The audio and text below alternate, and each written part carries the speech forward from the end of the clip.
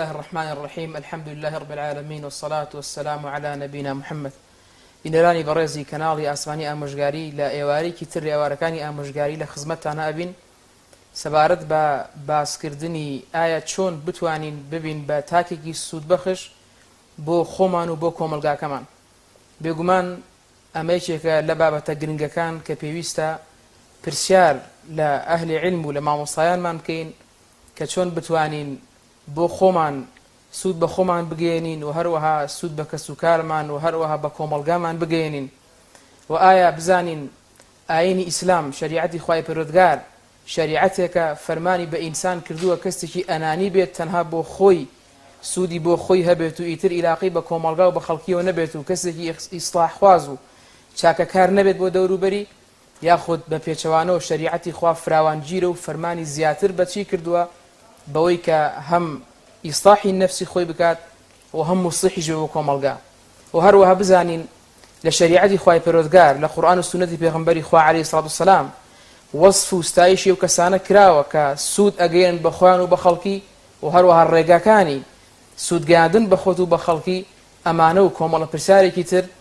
ئاڕاستەی میوانی بەڕێز و خۆشەویستمان ئەکەین کە بۆ ئەم ئەڵقەیە بەڕێز و خۆشەویست دکتۆر خالید ئەحمەدمان دعوت کردو بۆ ستۆدیۆ ئامۆژگاری دکتۆری بەڕێز بەخێراتن دەکەین سەرچاومانیە خۆ بەخێر بیت. خۆت ڕازی بێ مامۆستای بەڕێز. مامۆستای خۆشەویست ئەمەوێت لەوە دەست پێ بکەم ئایا لە شریعەتی خوای پەروەردگار فەرمان کراوە بەوەی کە ئینسان تەنها بۆ خۆی بێت و لە سوچێکی ماڵەکەی خۆی خەریکی عیبادەت و پەرستش و ئیسلاحی نەفسی خۆی بێت یاخود ئەبێ ئەم چاکە خوازیە لە خۆیەوە دەربچێت بۆ دەوروبەریشی بۆ کۆمەڵگاش. بسم الله الرحمن الرحيم الحمد لله رب العالمين والصلاة والسلام على نبينا محمد وعلى آله وصحبه أجمعين سرتا خوش حالم كلم برنامج تازي برستان كبا شوازي شي تازه لإواري أموشگاري دا دركوتونوا خوش حالم كبجدارم ودعاء دكم كخواي جورا بركات بخاتا برنامجك وكاركان تانو إن شاء الله ديارا كاري مسلمان لجياني دنيا دا سر الرايب كأرشي كمي برستني خوي تعالى دوميان خدمت كردني مروفاتية خدمت كردني يكدية أجا سيري دقيقاني قرآن فرمدكاني بيغمبر دكين صلى الله عليه وسلم دبينين زورترين أجر باداشت لجياني دنيا ذا لكاري مسلمان لسر أودا دراوكاتي كتو يارمتي خلق دديت يعني أم حديثة في روزة في استحمو مسلمانك باش لبري بيتو باش جيبجيب كاكا بيغمبري عزيز ما فرميتي خير الناس أحب الناس إلى الله أنفعهم أحب الناس إلى الله أنفعهم خوشويسترين كس لله إخوة تعالى أوي كسود بخشترين كسبت نفعيه ببخلق يعني فرمي خير الناس أنفعهم للناس خير تريني خلشي وخوشويستريني خلق لله إخوة تعالى أو كسانية كتنها لمزقود دا خواناسي شي باشا نويج زور دكا شو نويجي هيا بلام هيس كلشي بخلق نية بلكو بود بيت كتو تا تسند سود بخلق دەگەێنی لە ژیانی دنیای خۆتدا ئەم مسلمانێتێ چ کاریگەریشی لەسەر تۆ دروست کردووە دینداری خواناسی چی لەسەر تۆ دروست کردووە یعنی سەیری ژیانی پێغەمبەران دەکەی سەڵات و سەلامی خوای لەسەر بێت لە هەموو کات و ساتێکی ژیانیاندا موحسین بوون یوسف عەلەیهی السەلام لە سجندا بوو کاتێک کە دەبێتە سجن لە زیندانیدا و لەگەڵ کۆمەڵی خەڵکی بەشمەینەتی وەکو خۆی لە سجندا پێی دەڵێن ئینا نەڕاکە من المحسنین ئێمە تۆ بە کەسی محسین و چاکەکار دەزانین کاتێک کە دەبێتە وەزیرێکی گەورە و دەسەڵاتدارێکی گەورەی مصر بە هەمان شێوە خەڵکەکە هەرچی پێڵێ ئینا نەڕاکە من المحسنین ئێمە تۆ بە کەسی چاکەکار دەبینین کەواتە تۆی مسلمان لە هەر چین و توێژێکی لە هەر تەمەنێکی و چی ئەرکێکت هەیە دەبێ ئینسانێکی سوودبەخش و بە کەڵک بی چاکەکار بێ بۆ خەڵک مامۆستای بەڕێزیانی توانین بڵین لە وەڵامەکەی جنابەتەوە ئەوە تێگەین کە وەکو چۆن لە فەرمودەکەشدا هاتووە لا ڕوهبانیەتە فی الئیسلام گۆشەگیری لە ئیسلامە نییە کەسێک تەنها بۆ خۆی بێت. مامۆستای خۆشەویست ئەمەوێت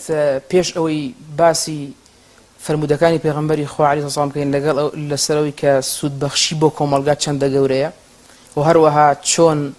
بۆ خۆیان بە فعلی چۆن بوون پێغەمبەرانی خوا على نبينا وعليهم الصلاة والسلام وهروها هاوڵانی ئەوانەی دوای ئەوانیش پێشەوە ئەمەوێت ئەوە پرسیار لە جەنابەت بکەم ئایا کەسێک کە چۆن بتوانە بێ بە کەسێکی سوودبەخش واتە کەسێکی وەکو من وەکو ئەو بینەرە بەڕێزە خۆشەویستانە چۆن بتوانم خۆم سوود بە خۆم بگەێنم واتە ئەرکی خۆم چییە لە سەرشانم بۆ سوود گەیاندن بە خۆم و هەروەها ئەرکی دایک و باوک چییە بەرامبەر ئەوەی کە ئەولادەکانیان منداڵەکانیان سوود بەخش بن و هەروەها ئەرکی حکوومەت چییە بۆ ئەمە بێگومان دروستکردنی تاکێکی سوود بەخش ئەمە ئەکەوێتە سەرشانی هەموو لایەنەکان ئەمەوێت بە کورتی ئەومان پێ بڵێیت کە ئایا هەرێکێک لەمانە ئەرکی سەرشانی چییە بۆ ئەوەی کە تاکێکی سوود بەخش بێتە بەرهەم بۆ کۆمەلگاکەمان پرسیارێکی زۆر بەجێ و زۆرش گرنگە پرسیاری بەڕێزت دەکەیت چۆن وامان لەبێ سوود بەخش بین چونکە ئینسان وەکو عەرەب دەڵێ فاقد شەیء لا یعطی ئینسان شتێکی نەبێ ناتوانێت بەشی بەخشێت تۆ چۆن دەتوانیت یارمەتی خەڵک بدەیت ڕۆژانە مەثەلەن جیرانێکت دراوسەیەکت مسلمانێک پێویستی بەوەی ڕۆژێک کرێکاری لەگەڵا بکەیت کە لەشێکی ساغت نەبێت چۆن دەتوانیت خەڵک لە گومڕایی ڕزگار کەیت کە علمێکت پێ نەبێت چۆن دەتوانی فەقیرێک محتاجێک لە برسێتی ڕزگار کەی کە پارەیەکت نەبێت و ئیمکانێتێکت نەبێت و هەروەها ئەوانی تریش چۆن دەتوانی سوود بە خەڵک بگەێنی کە پارەشت پێ نەبێت چۆن وا بکەیت کە سوودێک بە خەڵک بێن هەموو بەوە دەبێت کە تۆ وەکو تاک خۆت پەروەردەکەی لەسەر ئەوەی کە تەڵەبی علم بکەیت چونکە کە علمت هەبوو سوود بە خەڵک دەگەێنیت سوود بە خەڵک دەگەێنیت سوودی دین و دنیای پێگەێنی کە علمت نەبوو لەوانەیە بە نەزانی خەڵکی گومڕاکەیتەوە کەواتە کاتێک دەبێت سوود بەخش کە لە ژیانی خۆتدا ئینسانێکی چالاک بیت ئینسانێک بێ حریز بی بۆ تەڵەبی علم حریز بی بۆ ئەو شتانی کە سوودی هەیە بۆ تۆ بەم نیەتە پاکەوە کەسابەت بکە وەرزش بکە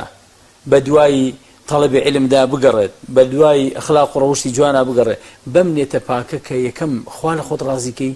و دواییش بۆ ئەوەت بێت کە بتوانی سوود بە خەڵک بگەێنیت و زیاتر خۆی گەورە تۆی خۆش بێت کەواتە بەوە دەبێت ئەو تاکە ئەم گەنجە بە تایبەت ڕۆژی تانی وەڕۆ لە خەوا نەبێت تۆ لە خەوا بێت چیت پێکرێت ینی چ کەسێکی زۆر بێتە سەڵات دەرەچی بەداخەوە یعنی ئەمڕۆ ڕۆژگارێکە گەنجی ئێستای ئێمە کە نەوەی داهاتوونەوە ئەم کۆمەڵگا لە بەردەستی ئەواندا دەبێت گەنجەکانمان گەنجی سەردەمێک هەبوو خەڵک وەرزشی دەکرد جەستەی پێ بەهێز دەبوو کەسێکی بەتوانا و چالاک بوو ئێستا لەبەر یاری ئەلکترۆنی ئەگەی لە یاری جەستەی نەماوە هەموو یاریی ئەلکترۆنی زانێ بەڵام تااقەتی نییە لەوانەیە داری پێ لەسەر بەرداناندرێت گەنجە بەڵام وەکو چۆن کوردەواری خۆماوتیانە پیرەلاو هەر لاوە بەڵام لە لای پیر بووە تااقەتی هیچی نەماوە کەواتە بەوە دەبێتم گەنجە بیرکاتەوە مەسئولیەتێکی گەورەی لەسەرە كلكم راع وكلكم مسؤول عن رعيته بم مسؤوليته بقش ژیانی دنیادا بچێتەوە بۆی کە کەسێک بێت هەوڵ بدا تەڵەبی علم فێر بێ هەوڵدا کەسابەت بکە هەوڵدا ئیش بکە هەوڵدا لەش ساغ بێ بۆ چونکە چەند پێشە بزانیتەوە ئەوەندە سوود بە خەڵکی دەگەێنیت لەوانەیە شتێکە تۆ خەڵک بۆ تۆ هەر پارە نییە کە بیبەخشیت محسین بە محسینیش بەوە دەبێت لەوانەیە تۆ مەثەلەن ئیشی دیوار دەزانیت دەتوانی بۆ سوود بە خەڵک بگەێنی ئیشێکی هونەری دەزانی سوود بە خەڵک دەگەێنی گرنگەوەیە تۆ هەوڵ بدەیت کە دەستەوەسان نەبێت ئەمە وەکو ئەرچی تاک وەکو دایک و باوک لەسەری پێویستەکە ئەم مناڵە هەلی وای بۆ بڕخسێنێک کە لە ژیانی دنیادا بەس بە ئینتەرنێت و فەیسبوک و شەو ڕۆژەکانی بەخەوتن و بەم جۆرە شتانە بەسەر نەبات هەوڵدا پیشەی بۆ بدۆزێتەوە هەوڵدا بینێرە بۆ مزگەوت فێری ئەخلاق و ڕۆشتی جوانی کات لێی بپرسێتەوە ئەمە وەکو ئەرچی دایک و باوک لەسەری پێویستەکە مناڵەکەی پەروەردەکە لەسەر ئەوەی کە کەسێکی سوود بەخش بێت تێیگەێنێت کە تۆ لە ژیانی دنیادا بایەخی تۆ لەوەدا کە تا چەند سوود بەخشی سوود یعنی فێری ئەوەی بکات کە ئینسانێکی وەکو خۆت فەرموود لە سەرەتادا ئینسانێکی ئەنانی نەبێت کەسانی مادی و خوانە ناز ئەوانەی کە دینی ئیسلام پەروەردەی نەکردوون هەموو ئەرک و ئیش و کاری خۆیان و هەوڵ و هیممەتیان بۆ خۆیانە بۆ نەفسی خۆیانە چۆن خۆی بەختەوەرکە خۆی خۆشحاڵ کات بەڵام تۆی مسلمان نابێت دەبێت لە سەرەتاوە باوکو دایک وڵاتەکەی وا فێرکە دەبێت لە خۆتی بگریتەوە خەڵک خزمەتکەی خوای تەعالە کە وەصفی سەحابەکانی لە قورئانی پیرۆزە تۆمار کردو دەفەرمێ ويؤثرون على أنفسهم ولو كان بهم خصاصة لە خۆیان دەگرتەوە پێشکەشی برای مسلمانیان دەکرد وەرچی حکوومەتیش وەکو هەر بەم زنجیرەیە کە خۆت هێناوتە ئەرچی حکوومەت ئەوەیە کە هەلی کاری باش زانستی جوان دەرفەتی ئیشکردن جوڵا وشیاری هۆشیاری ئەمە بەداخەوە بەداخەوە ئەوەی کە حکوومەت زۆر لی کەم تەرخەمە ئەوەیە کە پەروەردەکردن و وشارکردنەوەی تاچی مسلمان و تاچی کوردە لەوەی کە وای لێ بکە کەسی سوود بەخش بێ هەر هەمووی کێشەی ئەوەیەتی لە دام و دەستگاکاندا چۆن ئەرێ چۆن من دابمەزرم چۆن تەعین بم چۆن ژیانم خۆش بێت چۆن خانوم هەبێت چۆن ژن بێنم چۆن شوقەیەکم دەستکەوێت هەموو ئیشەکان هەر بۆ ئەوەی نییە بڵێن یەڵا دەی باشە خۆمە توانی نەگەر پارەشمان نییە مەثەڵەن لە گەڕەکێکە کە من گەڕەکێک وای دانێ هەمووی خەڵکەکەی فەقیریشە کە ڕۆحی یارمەتیدان لە ناوی یەکتریدا هەبێت و بەنیەتی ئەوەی کە خوا لە خۆت ڕازیکەی کاکە وەڵڵا کام ئیشە زۆر قورسە پارێشی ناوی دەتوانانی تۆ یارمەتی یاریدەری یەکتری بیت کە مسلمانان ئەم هەستە لە ناخیاندا هەبێ لەگەڵ یەکتری کام ئیشە زۆر سەختە کام ئیشە زۆر سەختە بە کۆمەڵی دەکرێت ئەوە پارەشت نەبوو بەڵام توانی یارمەتی مسلمانێ بدەیت کەواتە دەبێت مسلمان فێری ئەوە بێت فێری ئەوە بێت و ڕۆژانە لە خۆی پرسێتەوە ئەرێ بڕۆ چەندم سوود بە خەڵک گەیاندووە ئایا تاکێکی سوود بەخش بووم یاخود تاکێکی ئەنانی بووم خوا پاداش خێر بەت مامۆستاگیان مامۆستاگیان لەگەڵ ئەوەی کە کەسەکە بۆ خۆی ئاماژەت پێکرد کە چۆن خۆی پێ بگەینێ و هەروەها دایک و باوک و هەروەها دەسەڵات بێگومان ئەمڕۆ خەڵکێکی زۆر چاویان لە دەستگاکانی ڕاگەیاندنە دەستگاکانی ڕاگەیاندن بوونەتە پەروەردەکارێک بۆ خەڵک جا بە عاقاری خراپە بێت یان بە عاقاری باشا بێت دەستگاکانی ڕاگەیاندن چۆن ئەتوانن ببنە هۆکاری ئەوەی کە خەڵکی پێ بگێنن کە سوود بەخش بن و ئایا تا ئێستا دەستگاکانی ڕاگەیاندن بەو کاری خوا نەستاون گومانی تێدانی پێ نەستاون بگرە بە عەکسەوە ئیش بە ئاراستەیەکی پێچەوانە کاریان کردووە وایان کردووە کە ئەوەنەی کە گەنج مەشغوڵ دەکەن بەوەی کە بەشتی تەرفیهی و بە دوای خۆشی و خۆشگوزەرانی و بە دوای ڕاکردن بە دوای بەرژەوەندەکانی خۆی ئەوانەدا بگەڕێت بەڕاستی ینی ڕاگەیاندنەکان و میدیا زۆر کەم تەرخەمە و بە ئاراستەیەکی زۆر خراپ ئیش دەکات تاچی کۆمەڵگەی کوردی مسلمانی وا لێ کردووە کە تاکێکی زۆر ئەنانی بێت تاکێک بێ بەردەوام ناڕزایی هەیە لەبەرەوەی کە خەڵک یارمەتی نادا کە حکوومەت یارمەتی نادا ناڵێ ئێرە من بۆ گلەی لە خۆم دەکەم ئێرە من چەند یارمەتی کۆمەلگاکەم دەدەم جیرانەکەم شارەکەی خۆم دەدەم خەڵک لەسەر ئەوە پەروەردە ناکرێت کە مەثەڵەن ئەرێ لە ساڵا چەند جار بین کارێکی جەماعی بکەین بۆ ئەوەی مەسەڵەن شار پاکەینەوە شار پاکەینەوە یان ئەم جۆرە کارانم بکەین لە مەکتەبەکاندا بۆ شێوەیە بین لە خەستەخانە ئەوا بین ئەنی ئەوەندەی کە هەیە دەیبینی لە ڕاگەیاندنەکانە بەداخەوە نە بەرنامەیەکی پەروەردەی وشیاری وە من وەکو خۆم هەستم وای پێ کردووە کە ئەوەندە ڕەنجیدا بێتەوە لەناو کۆمەڵگا بەداخەوە ئەمە لە لای شتریشەوە بە ئاراستەیەکی پێچەوانەش ئیش دەکەن ئەویش ئەوەیە کە کۆمەڵگایان وا لێ کردو تاک گەنجیان وا لێ کردو تەنها بیر لەوە دەکاتەوە کە وەکو گەنجێکی ئەوروپی بژی لە خۆشیەکانی بەڵام فێری ئەوەی ناکەن ئاخر گەنجێکی ئەوروپی لە ئەوروپا 3 شەفت ئیش دەکرێت 3 شەفت ئیشکردن هەیە بۆیە ژیانیان خۆشگوزەر لە خۆشیاژێن هەر فێری ئەوان دەکەن ئێمە بۆچی ئەم وڵاتە ئێمە بۆ دواکەوتوین یاخر دواکەوتوی بەوە دەبێت کە خەڵک ئیش بکە من یەک نمونەت بۆ بێنمەوە ئەگەر کات بەدەستەوە بێت یعنی هەستکردن بە مەسئولیت زۆر گرنگە تۆ هەستکەی چ خزمەتێکی کۆمەلگای خۆت دەکەیت دەڵێن لە یابان یەکێک لە تەڵەبەکانی دەچێت لە ئەڵمانیا دەخوێنێت ئەوە لەوانەیە چەند دەیەک لەمەوبەر بێت سەرەتای سەرهەڵدان و پێشکەوتنی وڵاتی یابان کە ئەڵمانیا زیاتر لە پێشەوە بۆ بە تایبەتی لە مەسەلەی مەکائین و لە کۆمەڵێکشتی تردا کە دەچێت بۆ ئەوێ دەچێت لە هەندەسەی مەکائین دەخوێنێت هەندەسەی مەکائین یابانیەکە لەوێ کە هەوڵەدات کە ئەو بۆ وەسی کە پسپۆریکی خۆی هەبێتەوە بەداخەوە ئێستاوەی ئێمە تاچی ئێمە کە دەچێت دەشخوێنێت کە دێتەوە سوودێکی وای بە کۆمەڵگانیە یعنی وەرە سیر کە کوردستان حکوومەتی خۆمان ئەم هەموو خەڵکەی نارد بۆ تواناسازی بۆ وڵاتانی دەرەوە یعنی تەڵەبە هەبووە 5 دەفتەر 6 دەفتەر تا 10 دەفتەر 15 دەفتەری لەسەر بکراوە خۆی خێزانیشی ئیجازەی بە معاشەوەی درایە بڕۆ بۆ ئەوێ لەگەڵ هاوسەرەکەت بڕۆ خوێنێت مناڵەکانیشی لەسەر حسابی حکوومەت دەڕۆیشتن بەڵام کە هاتەوە بۆ کوردستان من هیچم بەدی نەکرد عنی شتێکی وا بێن لە نەتیجەیە چیان بۆ کۆمەڵگای کوردی کرد لە مقابل کابرای تەڵەبەی یابانی کاتێک کە لەوێ دەخوێنێت سیر دەکات باش ئەمەوە بە نەزەری من هەموو شتێکم خوێند بەڵام چیم بۆ وڵاتەکەی خۆم کردووە بۆیە بڕیار دەدا لەم موسە و معاشەی خۆی کە هەیەی دەبێ محرکێک مەچینەیەکی سیارات بێنێت لە قسمی داخلی خۆی خەریکی بێت پارچە پارچە لێکی بکاتەوە ئەوە ناکرێت هەر لە زانکۆ لەو شوێنێکە لی دەخوێنێت لەوێ خەریک بێت و تەواو هیچی تر نەزەری بەس شەهادەکە بێنێتەوە تا وای لێ دێت لە قسمی داخلیەکەی خۆی بەشە ناکۆیەکەی خۆی ئەم سارێت تەواو مەچینەکەی لێکاتەوە وردەکاریەکانی هەمووی نەقڵ دەکات و چۆن و چییە و زانیاری باش وەردەگرێت اینجا وای لێ دێت وای لێ دێ خۆی دەتوانێت محرک دروستکات مەشینەی سیارە وعد دەدا کاتێک کە دەگەڕێتەوە بۆ یابان کاتێک کە دەزانن وڵاتی یابان دەزانێت کە تەڵەبەیەکی ئەوازیریشیان هەیە دەڵێ من ئەو کاتە دەگەڕێمەوە بۆ وڵاتەکەم کە توانیم مەچینەیەکی لە هاوشێوەی مەکائینی محرکێکی ئەڵمانی توانین پێشکەشی وڵاتەکەم کەم اینجا ئەمە حەقی وڵاتەکەمە لەسەرم بەو شێوەیە دەگەڕێتەوە لە وڵاتەکەی خۆی پێشوازی لێ دەکەن بەداخەوە ئێمە تاچی ئێمە خوێندنیش دەکا بەڵام خوێندنەکەی بەس فەلسەفەیەکە هیچی تر دکتۆرا دێنێتەوە ماستەرە دکتۆرا بەڵێ فێری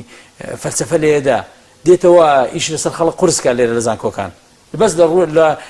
لە ڕۆتین قورسی دەکا بەوەی کە مەسەلەن دەبێت زمانی ئینگلیزی لێرە بەدووە قسەی پێ بکرێت ئەوا بێ ئەوانی تر وەلا بێت بەڵام هیچ نییە نەتیجەیەکی وای نییە بەداخەوە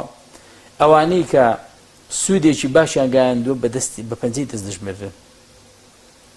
بەڵێ برا ئەجر بنووسی مامۆستاگیان مامۆستاگیان فرموودەکەی پێغەمبەرت باس کرد عەلەیهی سەڵاتو وەسەلام خەیر الناس ئەنفعهم یاخود ئەنفعهم للناس ئەمە وەکو نەص و دەقێکی شەرعی ئایا پێغەمبەری خوا عەلەیهی سەڵاتو وەسەلام لە ژیانی خۆیە لە کردداری ژیانیە بەدەم کاروباری خەڵکیەوە بووە ئەمانەوێت چەند نمونەیەک ئاماژە پێ بکەیت بۆمان کە پێغەمبەری خوا عەلەیهی سەڵام بۆ خۆی لە ژیانی کردداریات چۆن بووە بۆ سوود گەیاندن بە کۆمەڵگاکەی پێغەمبەر صلی الله علیه و سلم سەڵات و سلامی خۆی لەسەر بێت وەکو خۆی تعالی لە وەصفیدا دەفەرمێ وما أرسلناك إلا رحمة للعالمين ڕەحمەت بۆ گشت عالمین ینی گشت خەڵکی بە موسڵمان و بە کافریشەوە پێغەمبەر صلی الله علیه و سلم لە ژیانی خۆیدا هەمووی بریتی بووە لە بەخشین لە ژیانی خۆیدا و فعلا یعنی چەند نمونەیەکیشی نیشانی ئێمەی موسڵمان داوە کە تێیدا بەخشندەیی و خزمەتی خەڵکی کردووە یعنی کە زۆر پێوە دیار بووە وەکو حەدیثی هەیە دەفەرمێ لئن أمشي في حاجة أخي أحب إلي أن أعتكف في مسجد هذا شهرا دەفەرمێگە بە دوای کارێک بە جێهێنانی کاری موسڵمانێکە بڕۆم لەگەڵی بچم پێم خێرترە لەوەی یەک مانگ لە مزگەوتەکەی خۆما ئەعتیکاف بکەم یعنی وەرە ئەی موسڵمان ها موسڵمان ئەوە فێر پەروەردە دەکرێت تاچی موسڵمان بۆ شێوێ پەروەردە دەبێت وەکو ئەوی وایە لە جیاتەوەی مەثەڵەن تۆ ئەعتیکافێکە لە پێشە لە مزگەوت مسلمانێکیش پێویستی بە یارمەتی تۆیە بە تۆ دەکرێت بۆی بکەیت یان کاری بۆ ئاسانکە یان لەگەڵی بڕۆیت واللهی لە مانگێک خێری زیاترە لە مزگەوتەکەی خۆت لە مزگەوتی پێغەمبەر صلی الله علیه و سلم زیاترە کە نوێژێکی بە هەزار نوێژە جا لە مزگەوتەکانی ئێمە بۆیە تاچی مسلمان دەیەوە پەروەردە بێت پێغەمبەر صلی الله علیه و سلم پەروەردە دەکات خۆی پێغەمبەر صلی الله علیه و سلم لە ژیانی خۆیە یەک لەو نمونانەی کە ئێستا لە یادمە کاتێک قامەت دەکرێت قامەت بۆ نوێژ دەکرێت دوای قامەت یەکێک لە هاوڵان و مسلمانان دێت پرسیاری لێ دەکات دوای قامەت عادەتەن وایە لە مزگەوتەکانە کە قامەت لە خێرا دەست بە نوێژ دەکرێت پێغەمبەر صلی الله علیه و سلم گوێ لەم پیاوە دەگرێت ئەوەندە تاخیر دەبێت تا وای لێ دێ یعنی دەبێتە نیشانی پرسیار لە لای هاوڵان باشە پێغەمبەر صلی الله علیه و سلم بۆ جارە نوێژەکەمان بۆ ناکە واس لە نوێژەکە دەهێنێت لەو لاوە گوێ بۆ مسلمانێک دەگرێت و کاری بۆ دەکات وای لێ هاتووە چاکەکاری پێغەمبەر صلی الله علیه و سلم بۆ خەڵکانێک وای لێ کردوون کە بن بە مسلمان ئەمە ئافرەتە پیرێژنەی کە لەوانەیە لای زۆر بیستراوە کە دائیم ڕۆژانە نەسیحەتی خەڵک دەکات بۆی کە شوێن پێغەمبەر نەکەم صلی الله علیه و سلم لە مەکە کاتێک کە پێغەمبەر صلی الله علیه و سلم یارمەتی دەدات و لە مەکە بۆ ئەوەی کە یارمەتی بدا و لەم بەر بۆ بەر بیپەڕێنێتەوە و نەسیحەتی کە نەسیحەتی ئەم ئافرەتە ئەوە دەبێت کوڕی شیرینمە تۆ کەسێکی زۆر باشی دەشزانێت کە بێباوەڕە ئەم ئافرەتە لە کەسێکی زۆر باشی یەک نەسیحەتت دەکەم مادامەندە کەسێکی باشی ئامان پیاوێ پەیدا بووە ئیدعای پێغەمبەرایەتی دەکا وریا بەلی نزیک نەبیتەوە اینجا پێغەمبەر صلی الله علیه و سلم دەفەرمێ ئەگەر ئەو کەسەی کە تۆ والیە تەسی من بڵێ چی ئەمان نمونەیەکی ترە لە ژیانی پێغەمبەر صلی الله علیه و سلم و نمونە ئەوەنە زۆرن یعنی ئەگەر تۆ باسی ژیانی پێغەمبەر صلی الله علیه و سلم زۆر یعنی ژیانی هەمووی بەخشندەیی بووە پێغەمبەر صلی الله علیه و سلم بەخشین بۆ یارمەتیدانی خەڵک بووە بە هەمان شێوە هاوڵەکانی وەزانانی دوای ئەوە هاوڵانی پێغەمبەر صلی الله علیه و سلم يعني يقلا صحابة كان دفرمي زاري كان قال عمر رويشتم بو سفرك بو أوي لأخدمه فكان يخدموني دفرمي بو رويشتم تنبشكو مخلفين مسلمانان بان الرقاء المتيدم تماشام كرت تال الرقاء هاتمو عمر رضاي خوالي بك خلفين مسلمانان خزمتي مني تكرت وسيري كأبو بكر رضاي خوالي بيت كاتي كدبيت بخليفة كومالك كم درامت وآفرتي بوجن هبون كابيغمص أبو بكر يارمتي دان رضاي خوالي بكاتي أبو بكر دبيت بخليفة ترسي أوان دبيت كهات شو عنك هاتولير بدو على بل إشي خلافة أقال وأنا منه دبينيت أبو بكر رضاي خوالي بدواي أوي كدبيت خليفين مسلمانان لإيشكي خوشي هالبردوام دبيت بردوام دواي وكو خلافة إيش دكاتو بلان بيارمتي أوان جورجاندسي إيش يام بودكا عمر رضاي خوالي بهمان شو هربو شوية همو يعني لخزمتي يعني ميجوية أوان دا برشنگدار هيا إما سپاس بو خواهي قورا چێشەی خەڵکی هەتا بێ باوەڕەکانیش لەوە دانیە بتوانن ڕخنە لە ئاینەکە یاخود لە جیلی یەکەم کە جیلی پێغەمبەر بگرن صلی الله علیه وسلم لە ماوەی ئەم 20 ئەوەندە ساڵەیە نمونەیەکی کۆمەڵگەیەکی مرۆڤایەتی ئەوەندە جوانیان پێشکەشی کۆمەڵگای مرۆڤایەتی کرد کە خەڵک سەرسامە چۆن دەبێ ینی ئیسلام دینێکە توانی تاچی ئەوە دروستکە بەو شێوەیە لە خزمەتی مرۆڤایەتی لە خزمەتی خەڵکا بێت بۆیە خەڵک ئەوەندەی کە ژیانی هاوڵان دەخوێنیتەوە یعنی تاوای لە هاتووە خەڵکێک باوەڕ ناکە دەڵێ نابێت چۆن شتی وایە یعنی چۆن هەیە کەسێک لە خۆی بگرێتەوە بۆی بیداتە کەسێکی تر یعنی لە یەکێک لە جەنگەکانە کاتێکە چەند سەحابەیەک بریندار دەبێت ئاویان بۆ دەهێنن ئاو بۆی ئاو بخواتەوە ئەویان لەو کاتە سەخت و ناڕەحەتیەدا لەو کاتەدا دەڵێ من تۆزێک باشترم ڕەفیقەکەم برینەکەی زیاترە بۆ ئەوی بەرم بخواتەوە بۆ ئەو دەچێت دوای ئەوش بە هەمان شێوە دەڵێ تا دەگاتە ئاخر کەس کە بۆی دەبن دەمرێت خێرا کابرای کە ساقی و ئاوەکە دەجێڵێتەوە دەڵێ بابیم بۆ ئەوی پێشووتری بەرم تازە و مرد کە تەماشا دەکەویش مردووە دێت ئەویت مردووە هەمویان مردن هیچیان خومێک ئاویان نەخواردەوە لەم کاتی ساتەدا ئێستاش ویستیان یارمەتی برای مسلمانیان بدەن وە بینیومانە لە سیرەی هاوڵانە چی بەخشندەیەکە بووە خێر کراوە خێر ینی وای لێ هاتوو هەندێک شتا خەڵک قەنەعەت ناکە دەڵێ باشە دەبێت ئەوە هەبێت ینی کۆمەلگایەکی ئەوە پەروەردە کراوە بەم ئاینە پیرۆزە ینی خێر کراوە کەسێک خێرکەر بووە خێری کردووە کاتە خێری بۆ کەسی دووەم بردو کەسی دووەم توێتی فڵانە کەسیشتر دەزانم محتاجترە لە من با بۆ ئەوی بردووە تا ئەخێری بۆ کەسی یەکەم گەڕاوەتەوە بۆ خێرکەری یەکەم گەڕاوەتەوە پارەکە بۆیە ئەم نمونەیان ئەم ئاەتی قورئانی جێبەجێ کردەوە یؤثرون على انفسهم ولو كان بهم خصاصة يعني الآية دەفەرمێ يحسبهم الجاهل أغنياء من التعفف ئەوەندە خۆیان گرتوێتەوە ئامادە بوون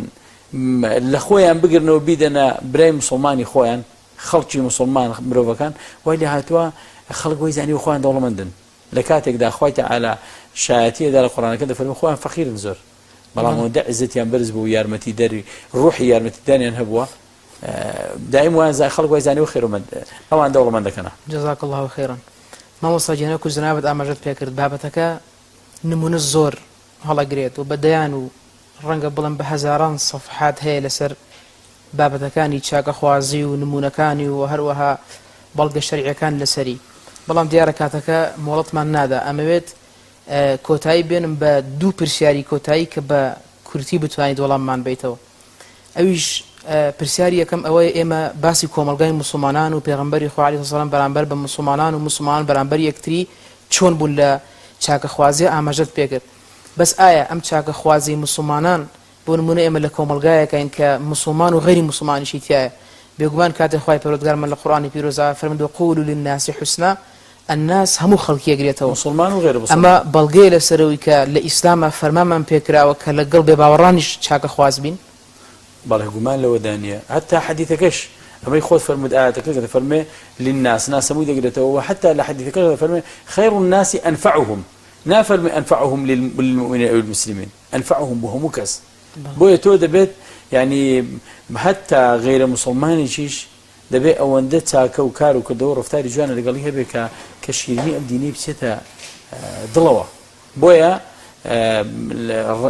لە دینی ئێمەدا ڕێگری لەوە نەکراوە کە چاکاری لەگەڵ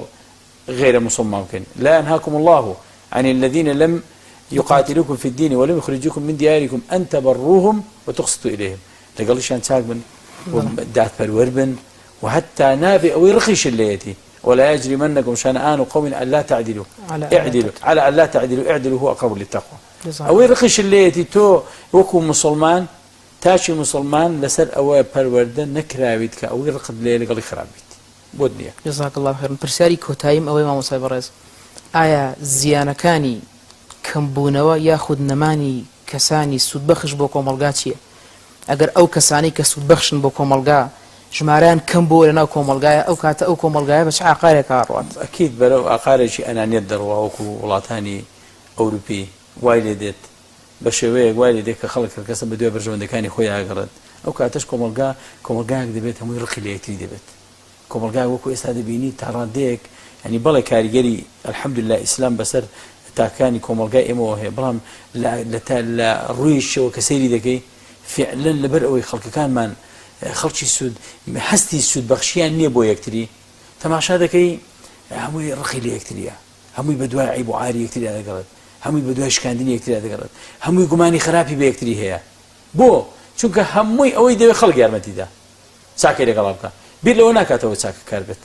من ويدي بينم والله اعلم سالكم ملقا كان من دا ام هستبم عقار دا وجدو چونك هستك يعني هسكدن مسؤوليتني كتوله برخاطري خواديكي يكم بوي لا اخوا خوشويست بي دوميان بو اوي باشتريني خلقي بيت بوي ساكا كاري دكيت كسي جي سود بخش دبيت هز دكيت خلق ببيتسوانا وچونك خلق يارمتينا هذا خلق تعيني ناقا خلق معاشنا هذا خلق اوي بوناكا بوي قماني خراب خلق دبيت لمقابله غيبتي دكريت باسي دكريت ايدي اوش كوملغا بقشتي ورده برو عقاري خراب دروا خوي جورا بما بارزت واجر بالسلام وصحبه الرز بخراتن تكين اركت كيف شابراسي خوي برودگار والله مكان جناب كاتا سود بو مسلمان وهرها بكاتا تشوي قيامتش ان شاء الله بينراني برز خوشويز نتيجه والله مكاني ما مصايب برز خوشويز ك ليتيجيشين اويا كچاككاري لشريعتي خوي برودگار فرمان بكرا وبلغكاني القران والسنه وجياني پیغمبري خو عليه الصلاه والسلام وهروا هاولكاني لسر او بو كإنساني مسلمان ابي شاك خواز بيت بو كوملغاكي وهروها كسيكي تنها خويز نبيت وهروها شاكار بيت برامبر ببي باورانيش نك تنها برامبر بمسلمانان وامش اركا لسر تاككان خويان وهروها لسر همو شينو ترجكاني كوملغاكو دايكو باوكو هروها وكو د صلاه دار وهروها وكو كنالكان راغاندن ميديا همو امانه بربرسن لبيغاندني تاككان